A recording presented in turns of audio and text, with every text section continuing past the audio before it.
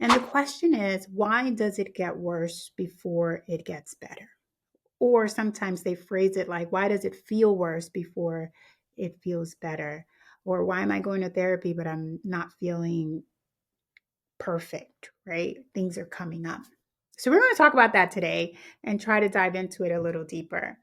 So sometimes here you are, you get to therapy, you get the guts, to go to therapy, and you jump in and you're doing the work, and you're going to therapy, and you're talking about your feelings and emotions, and you're learning coping skills. And as this happens, things internally start feeling worse. Symptoms like more depression comes up, or you're feeling more anxiety or more panic attack, and it just seems for a moment in the therapeutic process that it starts to feel worse before it feels better.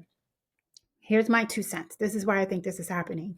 So I believe that we have this misconceived notion of what healthy looks like, what progress looks like to us. I believe it looks like progress, progress, progress. So you go to therapy, and it's 2 step forwards, we're doing well, we're doing great. And then you have a setback, but somehow you feel the setback is a negative thing, right? That's why I'm putting setback in quotes, because I don't feel it's a setback.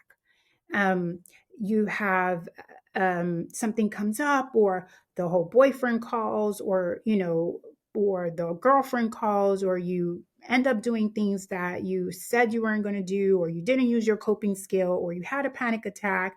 We call it a setback. And then you feel, oh man, I'm starting all over from the beginning again. And that's not the truth. That's actually healing. That's what it looks like. Healing is progress, setbacks, breakthroughs. Progress, setbacks, breakthroughs. Progress, setbacks, breakthroughs. What does this mean? Setbacks can be triggers. That's just a sign saying, okay, there's something else you got to work on. There's something else you got to work on. And it's a good sign. It's showing that things are moving in the direction that's ready to heal. What do I mean by this? In EMDR, we have this idea that your brain allows trauma memories to come up, not when it feels like there's no room for it, there's danger. It allows these memories to come up when it's finally safe enough for you to deal with it. So it may be that these setbacks are just ways of your body saying, oh wow, okay, we dealt with this and we're okay. Let me bring this to the forefront so she can deal with this and see if she'll be okay.